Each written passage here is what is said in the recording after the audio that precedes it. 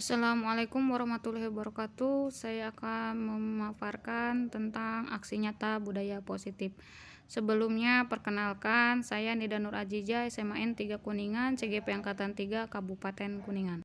Rancangan tindakan untuk aksi nyata yaitu dengan mulai menginformasikan pentingnya membuat keyakinan kelas, saling mengungkapkan ide untuk menciptakan kelas impian, mulai membuat keyakinan kelas bersama-sama, dan hasil keyakinan kelas yang telah disepakati dapat ditulis di kertas asturo dan kemudian ditempel di papan informasi. Dukungan yang dibutuhkan ialah murid yang aktif dalam mengungkapkan idenya, guru yang mampu memotivasi anak untuk membuat keyakinan kelas yang diinginkan, kreativitas murid dalam membuat hasil keyakinan kelas lebih menarik, kertas asturo, lem, gunting, spidol, warna, pensil, dan penggaris. Namun sebelum kita memulai untuk membuat keyakinan kelas, saya ingin mengungkapkan terlebih dahulu budaya-budaya positif yang telah terbiasa dilaksanakan di SMA Negeri 3 Kuningan. Mari kita saksikan secara bersama-sama. Akan mencoba menunjukkan beberapa budaya positif yang sudah dilaksanakan di SMAN 3 Kuningan. Salah satunya itu setiap pagi sebelum pembelajaran dimulai, kami biasa membaca Asmaul Husna.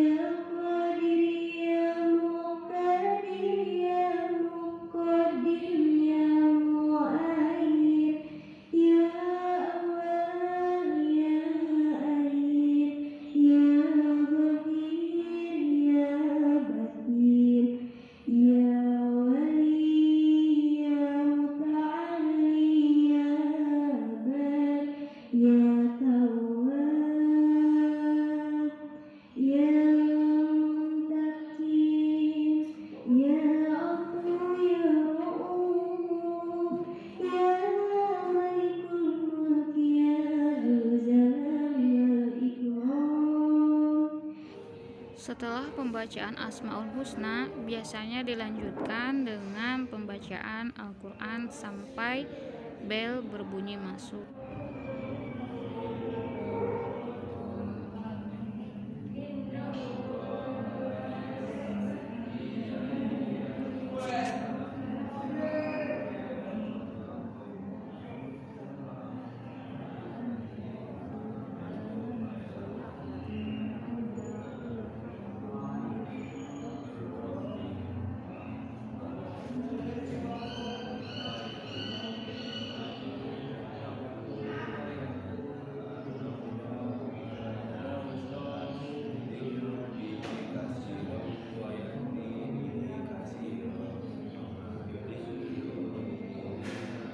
Sebelum kita memulai pelajaran hari ini, alangkah baiknya kita berdoa terlebih dahulu. Silahkan dipimpin dulu ketua kelas.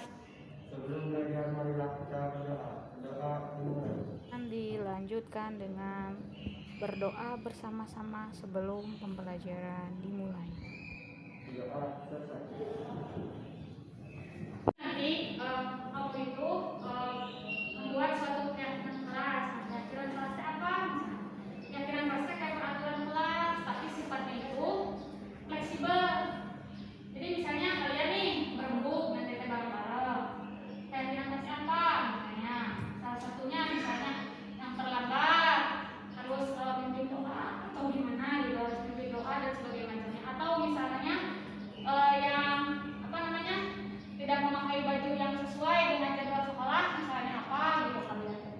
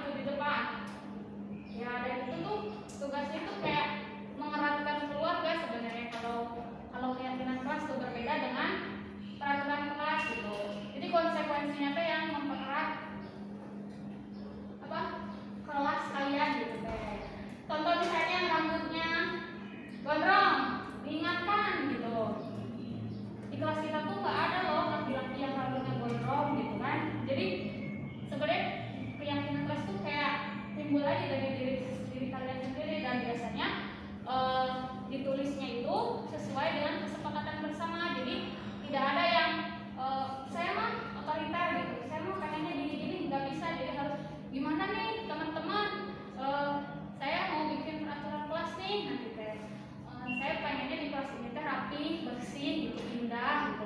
Nggak apa-apa, nggak mewah, asal rapi sama bersih, tidak ada sampah, tidak ada kotoran yang menempel gitu ya, semuanya bersih, wangi gitu. Ayah bau kesam dan sebagainya. Nah, atau misalnya setelah olahraga nih, setelah olahraga yang laki-laki biasanya tuh suka habis jamnya tuh tetap aja apa namanya, tetap aja apa main bola lah apa. Nah, nanti kan dibikin keyakinan kelas, pokoknya yang laki-laki nanti setelah olahraga wayahna cepet-cepet ganti baju. Biasanya yang banyak berkeringat itu laki nanti disepot ukram parfum gitu ya gitu. Nanti besok bersama wali kelas gitu ya, kalian bawa kertas asturo warna-warni, terserah itu mah mau warna-warninya mau warna apa aja, 2 warna aja, bawa spidol, bawa penggaris, bawa lem. Terus nanti kita buat bareng-bareng besok, nanti ditempel di papan informasi. Jadi ada keyakinan kelas yang akan ditempel. Ada yang mau ditanyakan? Cukup. Dan di hari Jumat biasanya kami bersama-sama membaca Yasin sebelum pembelajaran dimulai, dipimpin oleh Risba.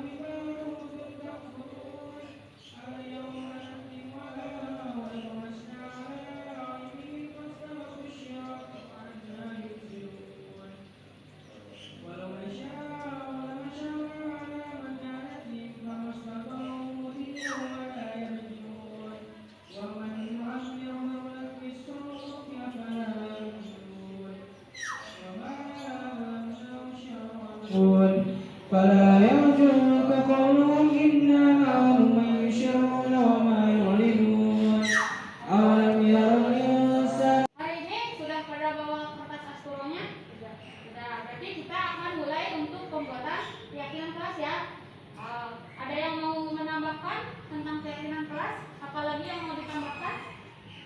Boleh, silakan acungkan tangan. Membuat peraturan ketika ada orang yang tidak tiket dikenai sanksi. Sanksinya apa nih? Sanksinya bisa berupa denda atau membersihin kelas. Gimana? Sanksinya dendanya berapa? Sekolah kelas 1.000? 1.000, yakin 1.000 ya. Terus ada lagi? Ya. Oke, dengan membawa bingkisan ya. Nanti uangnya dari kas? Dari kas. Di sini sudah ada pengumpulan kas? Sudah ada. Berapa per minggunya? 2.000. Nah, nanti bisa dimasukkan ke keyakinan kelas. Terus keyakinannya tidak boleh apa lagi? Mengganggu ketika sedang belajar ya.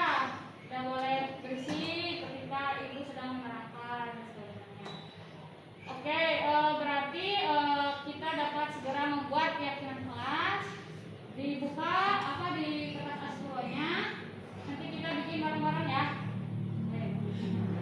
Satu persatu siswa mulai mengajukan keyakinan kelas yang nantinya akan mereka setujui atau sepakati secara bersama-sama.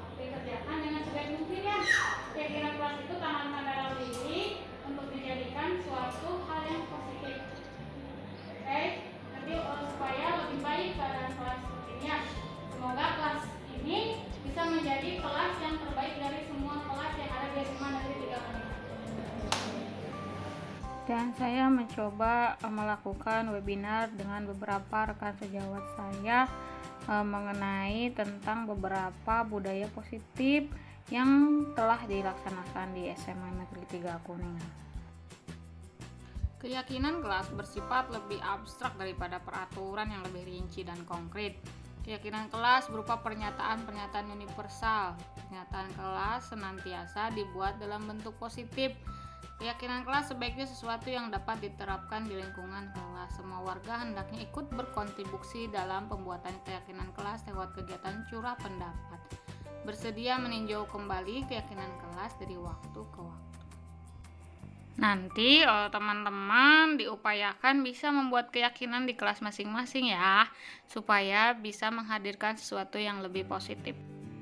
Ada 5 kebutuhan dasar manusia, yaitu kebutuhan bertahan hidup, di mana kebutuhan yang bersifat fisiologis untuk bertahan hidup, misalnya kesehatan, rumah, dan makanan. Dan untuk cinta dan kasih sayang itu kebutuhan untuk diterima. Kebutuhan ini dan 3 kebutuhan berikutnya merupakan kebutuhan psikologis. Kebutuhan untuk mencintai dan memiliki meliputi kebutuhan akan hubungan dan koneksi sosial. Kebutuhan untuk memberi dan menerima kasih sayang, dan kebutuhan untuk merasa menjadi bagian dari suatu kelompok. Penguasaan atau kebutuhan pengakuan atas kemampuan. Kebutuhan ini berhubungan dengan kekuatan untuk mencapai sesuatu, menjadi kompeten, menjadi terampil, diakui atas prestasi dan keterampilan kita, didengarkan dan memiliki rasa harga diri. Kebutuhan ini meliputi keinginan untuk dianggap berharga, bisa membuat perbedaan, bisa membuat pencapaian, kompeten, diakui dan dihormati. Berikutnya itu kebebasan atau kebutuhan akan pilihan. Kebutuhan untuk bebas adalah kebutuhan akan kemandirian, otonomi, memiliki pilihan dan mampu mengendalikan arah hidup seseorang. Anak-anak dengan kebutuhan kebebasan yang tinggi menginginkan pilihan. Mereka perlu banyak bergerak, suka mencoba-coba, tidak terlalu terpengaruh. Selanjutnya yaitu kesenangan. Kebutuhan untuk merasa senang. Kebutuhan akan kesenangan adalah kebutuhan untuk mencari kesenangan, bermain dan tertawa. Bayangkan hidup tanpa kenikmatan apapun, betapa menyedihkan bukan? Anak-anak dengan kebutuhan dasar kesenangan yang tinggi biasanya ingin menikmati apa yang dilakukan. Mereka juga konsentrasi tinggi saat mengerjakan hal yang disenangi. Tentunya sudah banyak berbagai hal positif yang sudah ada di sekolah kita bukan? Banyak yang semisalnya ketika pelajaran dimulai kita selalu mengawali dengan Asmaul Husna dan pembacaan ayat suci Al-Quran. Jadi yang perlu kita lakukan adalah meningkatkan kembali budaya positif yang telah banyak dilakukan di sekolah kita. Jadi kita bersama-sama membentuk suatu budaya positif, salah satunya yaitu dengan melaksanakan atau menuliskan keyakinan kelas yang sudah tadi saya jelaskan di kelas teman-teman semuanya. Dan diharapkan dengan melakukan keyakinan kelas tersebut, kelas-kelas yang kita mampu memiliki kualitas yang tak kalah dari sekolah lainnya.